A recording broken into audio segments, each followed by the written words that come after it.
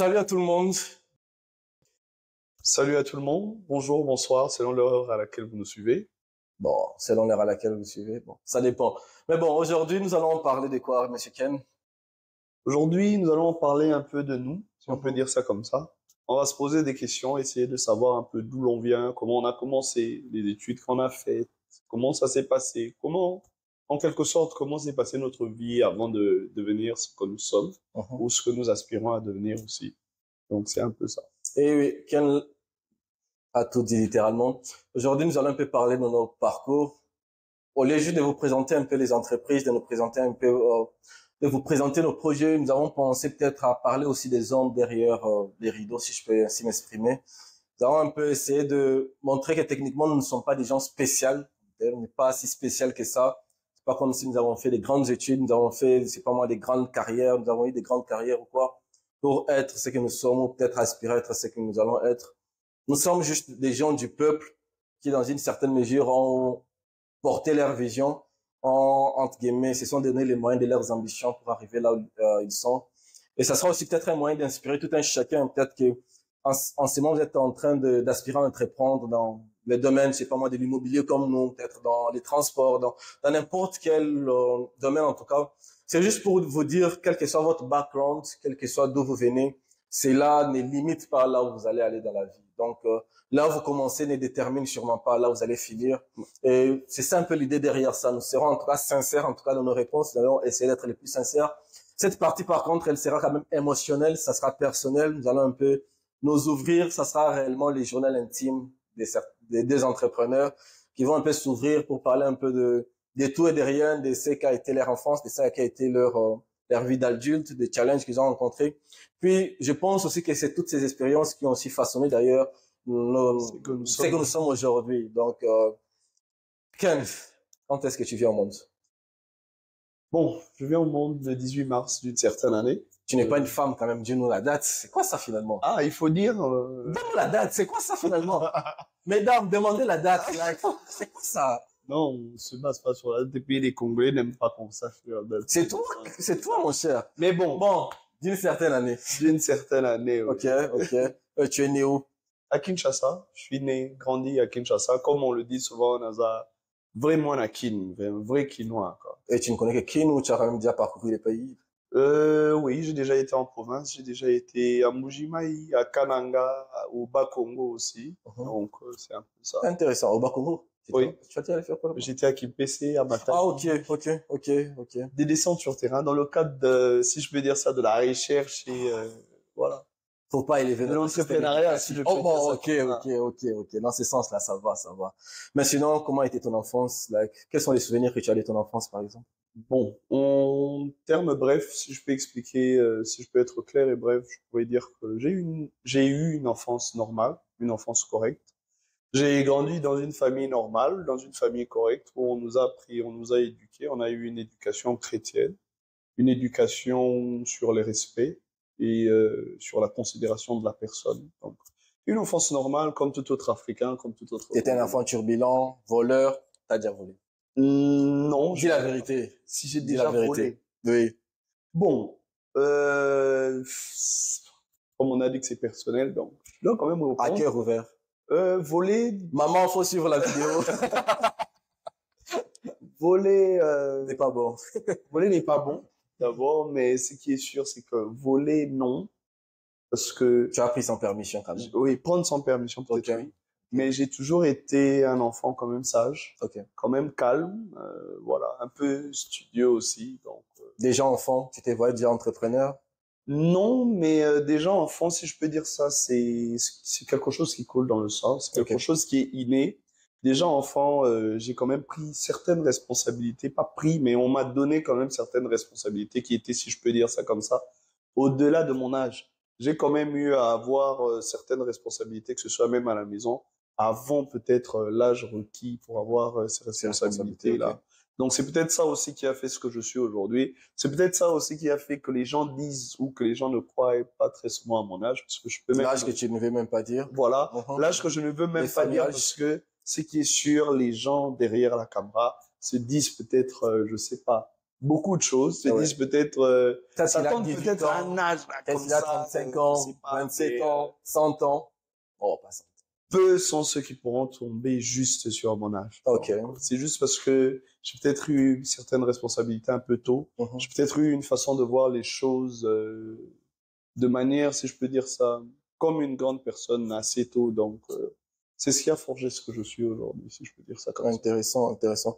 Et tu es en train de parler de ce qui est quoi, qui a forgé ce que tu es devenu aujourd'hui.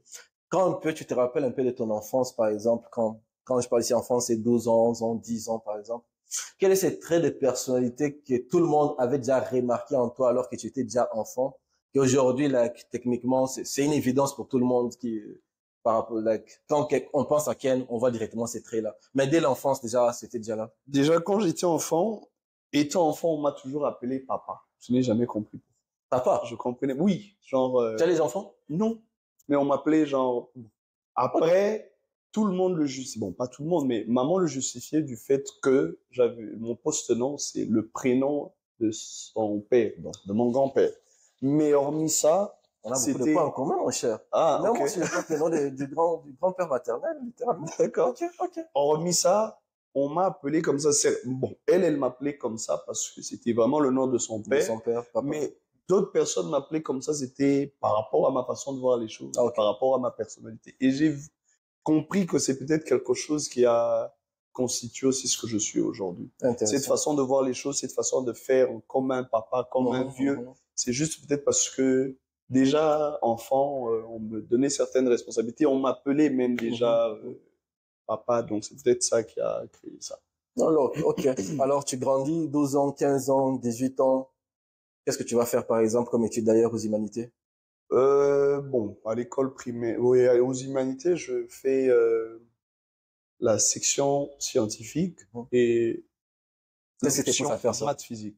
Bon, ce qui me pousse à faire ça, c'est peut-être parce que, selon moi, j'étais un peu doué dans les calculs. Selon toi? Oui, Mais pas selon selon moi. les notes que tu obtenais. Non, Ok. même selon les notes que j'obtenais, j'étais quand Les même. professeurs étaient d'avis? Oui, les professeurs étaient d'avis. Ok. Si à cette époque-là, on avait ce qu'il y a aujourd'hui, le conseil d'orientation, Ah oui, oui. je suis sûr que ça allait tomber comme ça. Donc, je suis un peu fort dans ce qui est mathématiques, calcul, tout ça. Et c'est comme ça que je m'étais engagé dans ça. Et ça cadrait aussi à ce que j'aspirais à devenir dans le futur. Tu aspirais à devenir quoi? Dans ma tête, étant enfant, ce que je voulais faire, c'était devenir pilote. Pourquoi? Bon, j'admirais déjà parce que c'était la profession de mon père. Ok. Donc, j'admirais déjà ce qu'il faisait et j'ai pris goût à ça. Donc, je m'étais dit, bon, moi aussi dans le futur, je veux faire ça. Apparemment, c'est quelque chose qui, quand on est enfant, tout enfant apparemment veut devenir comme son papa, littéralement. Oui, ça, Ouais. c'est vrai. Oui. Si peut-être papa était dans les commerces, on veut aussi se lancer dans les commerces. Si papa Oui. était dans la médecine, on veut se lancer dans la médecine, par Oui. exemple. Mais est-ce que quelque part, il n'y a pas un danger lié à ça ou, par exemple, ça bloque aussi peut-être la destinée ou la personnalité de la personne, dans le sens où, par exemple, toi, peut-être tu es appelé peut-être à faire la médecine ou quoi, mais tu te dis peut-être, puisque mon père est, c'est pas moi dans l'aviation, il est mécanicien, je vais peut-être suivre juste la voie de mon père, c'est un peu plus certain, entre guillemets. Bon, ce qui est sûr, c'est que ça ne bloque pas l'avenir de quelqu'un, mais ça bloque la créativité de la personne. Parce que tu te dis que tu vas suivre ce chemin-là, tu n'essayes pas de te créer un chemin selon les dons et les capacités que tu as. Donc, ça bloque comment je suis en train de dire, la créativité de la personne, mais ça ne bloque pas l'avenir. L'avenir, parce que l'avenir, tu peux le construire, mais ta créativité, au fait. Si tu bloques, ok. Voilà, tu bloques ta créativité, tu t'empêches de créer ou de t'ouvrir à certains horizons, alors que tu en as la capacité, juste parce que tu as une idée déjà préconçue de ce que tu veux faire. Donc, c'est un peu ça. Et après les humanités, tu fais l'aviation? Non, après les humanités, finalement, je fais pas l'aviation. Qu'est-ce qui s'est passé? Ce qui est sûr, c'est que je me voyais pas faire l'aviation au Congo. Mais toute ton enfance, tu t'es vu faire l'aviation quand même. Oui, mais c'était à l'étranger. Ah, ok, donc ok. pas au Congo. Et lorsque il fallait continuer les études ici au Congo, je me suis pas vu faire l'aviation ici au Congo. C'est comme ça que j'ai essayé de réfléchir et d'essayer de passer à autre chose ou essayer de voir un peu d'autres options, d'autres opportunités. Et je suis tombé dans ce que j'ai fait à l'université, qui est la géologie. Du ciel vers la terre. Ah oui, du ciel vers la terre. C'est même quelque chose qui m'a toujours traversé l'esprit. Quand les gens me posent la question, c'est toujours comme ça que je réponds dans le sens où, oui, comme j'avais visé le ciel, j'ai pas pu atteindre le ciel. Bon, je vais La terre, au moins. à la terre. Bon, tu y habites déjà de toutes les façons. Tu Non, marches sous déjà. la terre, en fait. Bon, là, ok, my bad. Ok, intéressant.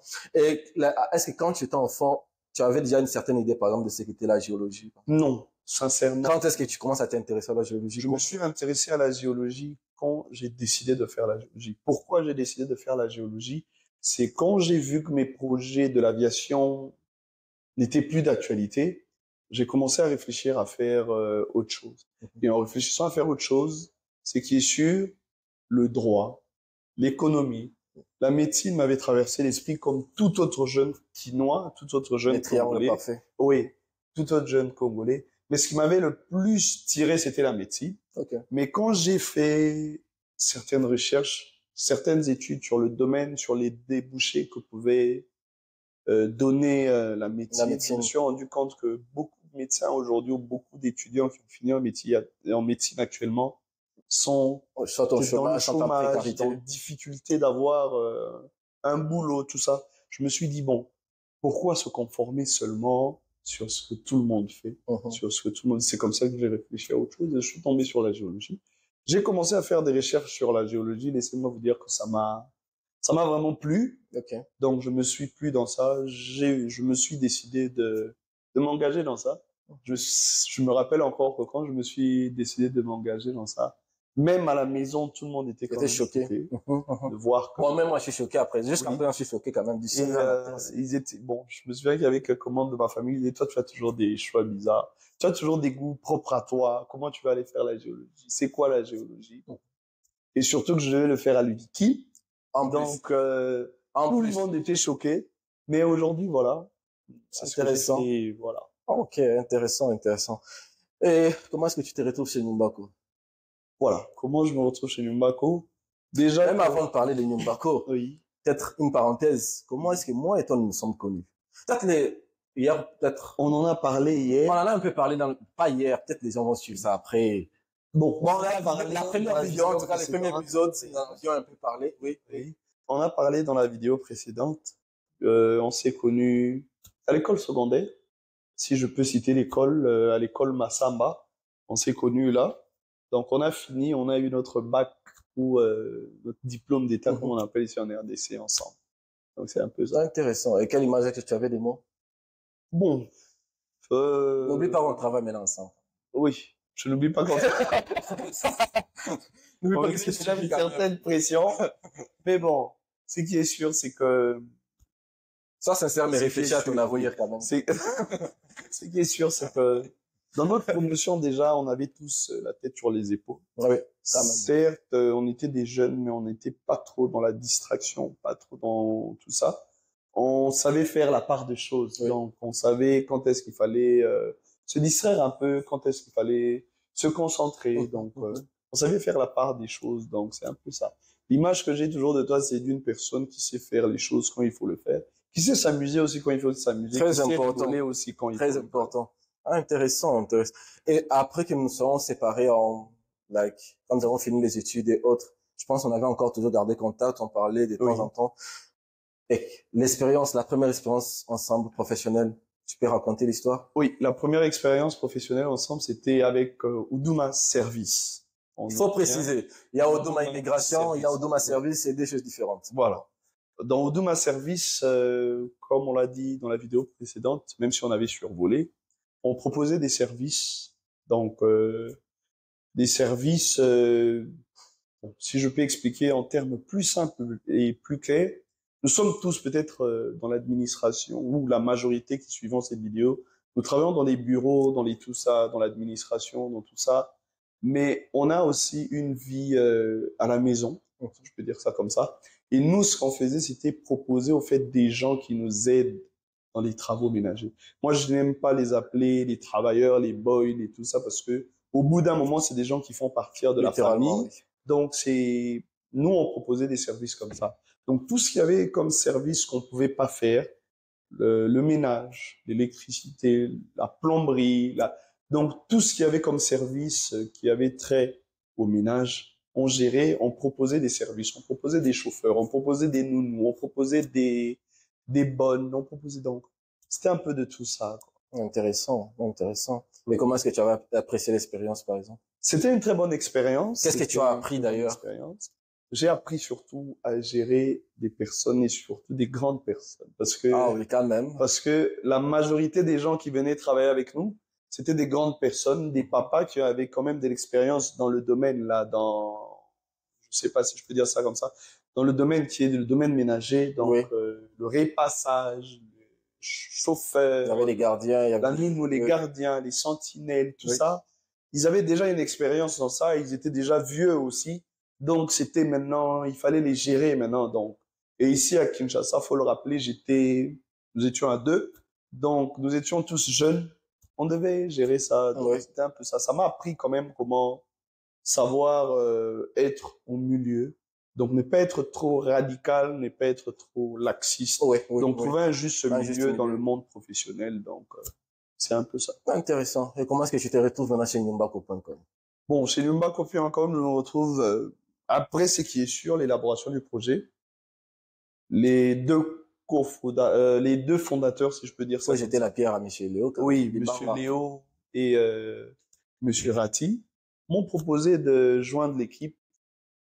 J'étais, je pense, la première personne, si je peux dire ça comme ça, à joindre l'équipe parce qu'il fallait porter cette vision et essayer de, au plus tard, partager cette vision avec ceux avec qui nous allons travailler. Donc, on a commencé comme ça. Ils sont venus avec cette vision-là. Ce qui est sûr, c'est que ce qui m'avait motivé, c'était d'abord de voir des jeunes comme ça, qui ont quand même motivé leur budget pour faire ce qui est Nyumbako aujourd'hui. Ils pouvaient investir peut-être en achetant des vêtements, des véhicules, Des montres, surtout. des maisons, tout ça. Mais ils se sont pas limités dans ça. Ils ont voulu peut-être créer de l'emploi. Moi, je trouve ça, je prends ça comme ça pour une création d'emploi. Donc, aider aussi certaines personnes à pouvoir travailler, si je peux dire ça comme ça, à pouvoir avoir une expérience professionnelle. C'est ça qui m'avait le plus motivé. Étais-tu prêt pour les postes?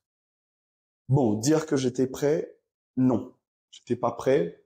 Mais comme on l'a dit dans la vidéo précédente, c'est que il faut toujours être prêt à tout parce qu'on ne sait pas où commencer, où on va commencer. Ce qui est sûr, c'est que j'étais pas au courant que ça pouvait commencer comme ça. Je pense qu'on m'a mis au courant, je pense que c'était 2 mois à l'avance. Et après les Un 2 mois et mois, demi, oui, mois. un C'est mois et déjà demi. assez, c'est déjà assez. Voilà. C'est déjà assez. Et donc, on a commencé pour dire que j'étais prêt à gérer, par exemple, le personnel, parce que je suis directeur d'agence, donc je gère l'agence de Kinshasa. Gérer peut-être l'agence de Kinshasa, être prêt, je pense pas, mais l'expérience est venue dans le tas. Et l'expérience est venue à travers les personnes avec qui aussi je suis en train de travailler, qui ont pu peut-être me montrer ou m'encadrer sur le chemin à suivre, sur la voie à suivre. Donc, c'est un peu ça. Et peut-être quel conseil donnerais-tu à quelqu'un, par exemple, qui n'a pas assez d'expérience, peut-être, ou assez de vécu, entre guillemets, mais qui est peut-être buté devant un poste comme ça ou devant une responsabilité, du coup, par exemple? Quel est ce conseil que tu pourrais lui donner, par exemple? Comme nous, les Quinois, nous disons, hein, Mabukana Daya, en lingala, en Très français. important. Donc, il faut être courageux. Avoir le courage et avoir l'aptitude à apprendre. Parce que il y a ces gens comme ça qui ont appris à l'école, mais il y a d'autres qui sont venus apprendre sur le tas. Oui. Donc, il n'a pas fait de formation, il n'a pas appris à l'école. On lui lance comme ça sur terrain. Il doit apprendre, il doit gérer, il doit connaître. Donc, il doit tout faire sur le tas. Donc, il faut être courageux. Il faut être apte à apprendre. Il faut avoir cette humilité-là d'apprendre. Oui. Donc, on n'apprend pas seulement auprès de personnes qui ont une certaine expérience ou qui sont plus âgées que nous, plus expérimentées que nous. Donc, chez toute personne auprès de qui vous pouvez soutirer quelque chose, il faut en profiter. Il faut apprendre. D'accord. Et maintenant, en tant que manager, tu gères quand même quoi? Une équipe de quoi? 5, 6 personnes? Oui, une équipe de 7 ouais. ou 8 personnes comme ça, si je me trompe pas. Qu'est-ce que ça te fait de gérer c'est quoi le plus stressant? C'est gérer l'entreprise, c'est gérer la stratégie, c'est gérer les hommes, c'est quoi le plus, c'est quoi le plus stressant pour toi, par exemple, quand tu te réveilles? Le plus stressant, c'est, si je peux dire ça comme ça, ne pas savoir auprès de quel obstacle vous serez bouté de ce jour? Parce qu'il arrive de fois. Chaque jour, c'est les, Oui, c'est comme jour one, c'est, day one. voilà, Ouais, c'est des surprises.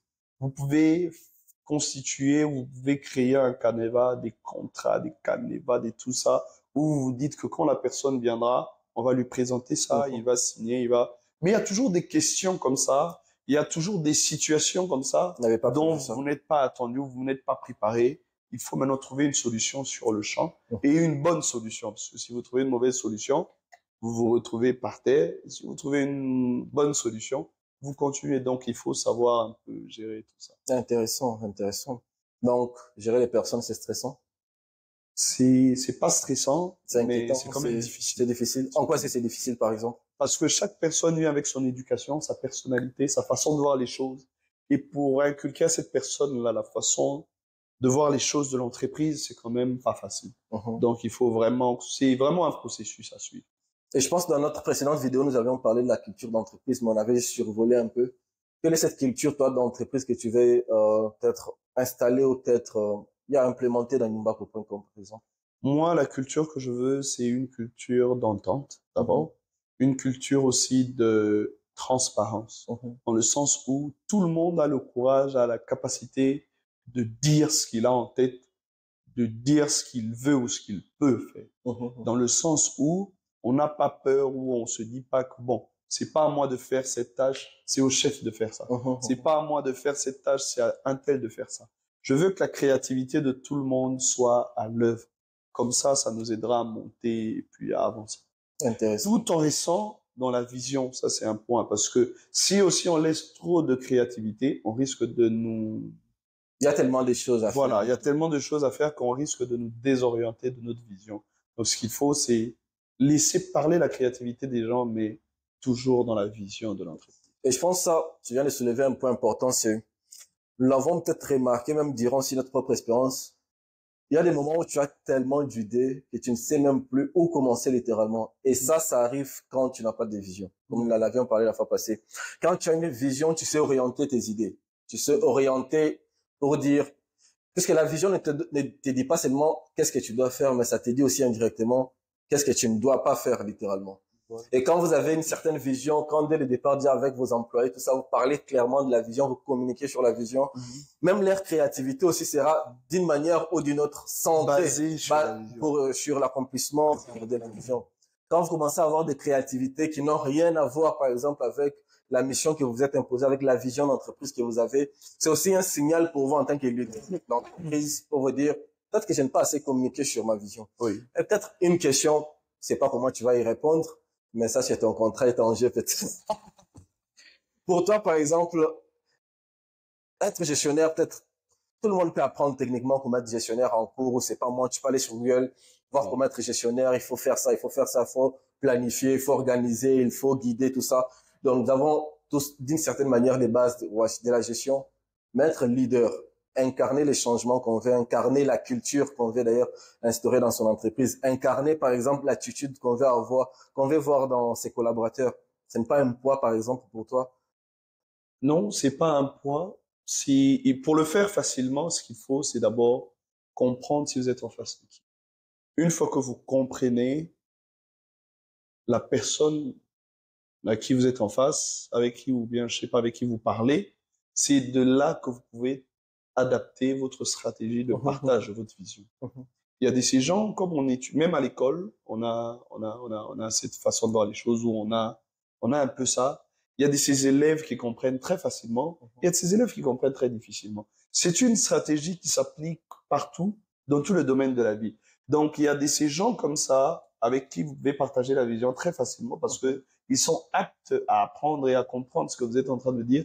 Mais il y a des gens comme ça avec qui il faut vraiment booster, il faut vraiment crier, il faut vraiment chauffer un peu. Donc, il faut juste savoir s'adapter à la personne avec qui, en face de qui vous êtes. Et comment arrives-tu à incarner la culture de l'entreprise ou la vision de l'entreprise face à tes employés, par exemple? Qu'est-ce que tu fais, entre guillemets, pour leur montrer la voie, pour dire, si je vous demande ça, c'est plus que moi-même, je le suis. Si vous, par exemple, si je vous demande de venir à temps, moi-même, je suis ponctuel. C'est que tu n'as pas compris, c'est que tu viens de donner la réponse. Non. La manière la plus simple la manière la plus simple à transmettre à quelqu'un quelque chose, c'est à être un exemple Oui. sur ce que vous faites. Si moi-même je sais négocier un contrat, ça motivera la personne en face de moi de négocier un bon contrat. Si moi-même je suis ponctuel, comme vous venez de le dire, ça motive la personne en face de moi d'être ponctuel. Donc c'est la culture d'être un exemple pour la personne, c'est la meilleure façon d'enseigner à cette personne-là la façon d'être ou la vision que vous avez pour l'entreprise. Intéressant. Et peut-être on est presque déjà en train d'étendre à la fin. Peut-être pour un entrepreneur, par exemple, qui voudrait gérer une équipe de 3, 5 personnes, qui ne sait pas comment s'y prendre, par exemple, c'est encore son début. Quels sont les conseils que toi, tu pourrais lui donner, par exemple? Dans la vidéo précédente, on a parlé, on a expliqué ça dans le sens où il faudra prendre des gens avec qui vous avez une certaine confiance, pas seulement confiance basée sur les connaissances professionnelles de la personne, mais une confiance basée aussi peut-être sur les affinités, sur les connaissances familiales avant d'agrandir l'équipe. Mais hormis ça, il faut aussi beaucoup miser sur les valeurs de la personne. Donc, si la personne a, par exemple, des valeurs, quand je parle des valeurs, c'est l'éducation de base que nous recevons dans la famille. Donc, nous sommes tous africains, nous avons tous grandi, nous savons comment notre éducation est partagée, comment on nous éduque, de la manière dont on nous interdit peut-être de faire certaines choses. On nous interdit peut-être de voler, on nous interdit peut-être de manquer de respect, de tout ça. Si vous sentez déjà que la personne a ces valeurs-là, c'est maintenant à vous de l'inculquer, votre vision. Ça va être très facile pour cette personne-là et ça va être très facile pour cette personne-là de cohabiter ou de travailler aussi avec les autres membres de l'équipe. Intéressant. Tu avais une question pour moi? Non, pas spécialement parce que je me suis pas vraiment préparé sur une question parce que... Nous sommes déjà à la fin, c'était juste pour rire. Nous sommes presque déjà à la fin de toutes les façons. Comme le disions au départ, c'était juste pour parler un peu de l'homme derrière les rideaux de toutes les façons. Oui. L'homme qui est un peu au four et au moulin de Nyumbako, ici à Kinshasa, notre première agence. Bientôt, nous comptons peut-être aller à Lubumbashi, nous avons Kolwezi, nous avons Goma aussi. Donc, la vision est grande en tout cas. Vous voulez rejoindre l'équipe d'ailleurs, envoyez-nous votre CV, passez au bureau, parlez avec nous. On va toujours voir d'une manière ou d'une autre comment travailler ensemble, que ce soit en partenariat, que ce soit pour travailler au sein de Nyumbako de façon directe. Peut-être une question, peut-être que les dames se posent, messieurs mariés, célibataires, avec enfants, sans enfants? Célibataire sans enfants. Célibataire sans enfants. Quand je parle de célibataire, c'est parce que nous savons, dans notre pays, selon la loi de notre pays, nous avons deux régimes, célibataire ou marié. Donc, c'est devant l'État, je suis pas marié, donc je suis célibataire. Sans enfant, ça c'est sûr. Être entrepreneur, être célibataire, c'est pas un danger, ça? Non. T'as pas besoin d'affection? Tout le monde a besoin d'amour, a besoin d'affection, mais ce qui est sûr, c'est que il faut trouver sa part, si je peux dire ça comme ça, auprès d'une personne qui sait porter aussi votre vision. Parce que, étant entrepreneur, si vous faites un mauvais choix, laissez-moi vous dire que ça va vous conduire aussi dans l'échec, si je peux dire ça comme ça. Si votre femme, votre compagne, votre mari n'arrive pas, votre fiancé, votre copine n'arrive pas à porter votre vision, ça risque d'être compliqué. Parce que nous le savons déjà, il nous arrive de finir très tard, de commencer très tôt, des fois de ne même pas dormir, des fois de ne même pas avoir l'occasion de toucher à son téléphone. Si la personne ne peut pas comprendre votre absence, ça risque d'être compliqué. Comment c'est rassurant alors que la personne avec laquelle on s'est mis en couple est capable techniquement de supporter le fait qu'on soit entrepreneur, de vivre techniquement avec un entrepreneur? Ce qui est sûr, c'est qu'étant entrepreneur, nous devons partager notre vision avec celle ou avec celui avec qui nous voulons partager notre vie, pour que la personne sache à quoi s'attendre lorsqu'il accepte de se mettre en relation avec la personne. Dans quel sens? Faut dire qu'il faut faire comprendre à la personne qu'il va arriver des moments où peut-être la présence ne sera pas à 1000%, mais que la personne ait confiance et sache que à cette heure, si monsieur ou madame n'est pas présente, c'est pas pour faire des bêtises à l'extérieur ou ailleurs, mais c'est pour travailler. C'est intéressant. Vous parlez très bien pour quelqu'un qui est quand même célibataire. Mais bon, vous l'aurez compris, monsieur Ken, il est célibataire. Si jamais vous êtes à la recherche d'un homme beau, travailleur, entrepreneur, nous sommes situés sur le boulevard Triomphal, au 2e étage de la galerie qui se trouve dans la concession de l'église du Centenaire. Donc, passez faire un coucou à Monsieur Ken Bangala. Je comprends que c'est une provocation, mais je n'entrerai pas dans cette provocation. Venez en tout cas saluer Monsieur Ken Bangala. Il sera plus que content et heureux de vous recevoir dans les bureaux, puis peut-être, qui sait, peut-être d'avoir un rendez-vous après ça. Mais en tout cas, pour juste chuter, on va juste chuter sur le sujet puisqu'on parle des relations. Par exemple, en tant qu'entrepreneur, est-ce réellement important d'ailleurs d'être en relation? Bon, pas en tant qu'entrepreneur, mais en tant que personne. Non, mais si on parle Oui, je vais arriver là. Est-ce que c'est important? N'est-ce pas un prix à payer pour réussir? Le fait d'être libre, de ne pas avoir des comptes à rendre à personne. Quand tu rentres à 23h, personne ne te rappelle que tu n'as pas répondu au message. N'est-ce pas un prix à payer littéralement pour la réussite en tant qu'entrepreneur, le fait d'être célibataire? Non, parce que si on sait faire la part des choses, c'est quand même correct. Parce que dans un moment de notre vie, on a besoin de la présence d'une personne à côté de nous, des conseils aussi, parce que si vous tombez sur la bonne personne, même des fois lorsque vous êtes limité, vous êtes bloqué sur un point, la personne peut vous aider aussi par ses idées, par tout ça. Donc, c'est toujours important d'avoir quelqu'un à côté de soi, mais le plus important, c'est que la personne sache ce que vous êtes et partage votre vision. C'est ça le plus important. Je crois que ça aurait été, je peux plus rien ajouter techniquement. La conclusion était tellement belle. Vous l'aurez compris, monsieur célibataire, je le répète une fois de plus. Puis en ce qui concerne les relations, vous l'aurez encore compris, pour un entrepreneur, comme pour tout humain de toutes les façons, comme Ken l'a dit, nous avons tous besoin d'amour à un certain moment, besoin de partager nos vies, notre vision, besoin de partager ce que nous sommes avec quelqu'un. Le plus important, en tout cas, en ce qui concerne les relations, surtout dans les cadres d'un entrepreneur, c'est de se rassurer en tout cas que la personne avec laquelle nous sommes comprend notre vision, et que la personne partage aussi notre vision de toutes les façons, comme il le signale, que la personne sait au moins là où nous allons, et elle sait aussi les prix qu'il faudra payer en cours de route. Parfois, ces prix-là, c'est les prix des absences. Parfois, ces prix-là, ça peut être les prix peut-être, c'est pas moi, temporairement être off ou c'est pas. Bref, ça peut être sous plusieurs formes. Mais en tout cas, être prêt à porter sa croix d'une certaine manière. Est-ce que toi, tu penses d'ailleurs que les femmes de nos jours, la majorité des femmes, ont la carrure qu'il faut, ont les mindset, ou même d'ailleurs les hommes, ont les mindset qu'il faut, par exemple, pour être en couple avec un entrepreneur, avec une entrepreneur? Non. Parce que ça, je vais dire ça. C'est quand même un choc. Oui, c'est ce que tu veux dire par là, que 70% des femmes ne peuvent pas être en couple avec un entrepreneur, c'est ça? Pas ne peuvent pas, mais ne pourront pas. Qu'est-ce que ça veut dire? Oui, parce que au point de départ, ça fait toujours plaisir d'entendre que son homme est entrepreneur, sa femme est entrepreneur, tout ça. Ça fait toujours plaisir, la gloire, le bonheur, tout ce qui vient après. Mais après quand on se met maintenant dans la pratique, dans la vie pratique, ça devient un peu plus coriace. Et avec ce qui se passe de nos jours, comment la jeunesse ou comment les gens ont du mal à faire confiance en amour, ça risque d'être compliqué. Je le dis, mais ce qui est sûr, dans toute règle, il y a toujours des exceptions. Il y a toujours des gens qui peuvent le supporter, qui peuvent le surmonter, par la grâce de Dieu d'abord, et aussi par peut-être une expérience. C'est toujours important pour un entrepreneur de tomber sur une personne qui a déjà eu à entreprendre. Ça sera plus facile de se comprendre. Ça sera plus facile de discuter, ça sera plus facile de porter la vision et de comprendre que si la personne n'est pas présente, c'est pas parce qu'il n'a pas envie, mais c'est juste parce que il vise grand. Donc c'est un peu ça. Et parfois, elle en paie les prix. Oui.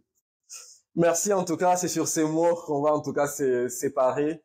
Je pense que vous avez en tout cas aimé notre petit partage. C'était juste une façon, comme je disais au départ, de montrer un peu l'homme derrière les rideaux, voir un peu la personne, connaître un peu ce qu'il est, ce qu'il fait, d'où il vient littéralement, et aussi où il va. On a un peu parlé de tout et de rien. Et j'espère que cet entretien vous a plu. Si vous avez des questions, peut-être qu'on n'a pas pu poser, posez-les dans les commentaires, likez nos vidéos, abonnez-vous, et surtout partagez massivement. Sur cette chaîne, on parle d'entrepreneuriat, on parle des mindsets, et aussi on parle de spiritualité, comme Ken le mentionnait en tout cas. Notre objectif, en tout cas, c'est motiver la jeunesse, en tout cas, à aller de l'avant, à poursuivre, aller vers la voie de l'entrepreneuriat. On n'est pas, techniquement, comment on peut dire, c'est bloqué dans une certaine manière sur un système. Vous avez une vision, vous avez des idées. Entourez-vous des personnes aussi qui sont motivées, qui ont peut-être aussi la même vision, puis bâtissez quelque chose de grand. Et surtout, croyez au processus, Aucun grand empire ne s'est construit en un seul jour. Croyez aux petits pas, croyez aux petits efforts et payez les prix de la grandeur. Merci en tout cas, j'espère que ça vous a plu. Moi et Ken, nous allons vous dire au revoir, puis à la prochaine. À la prochaine, merci. Bye bye.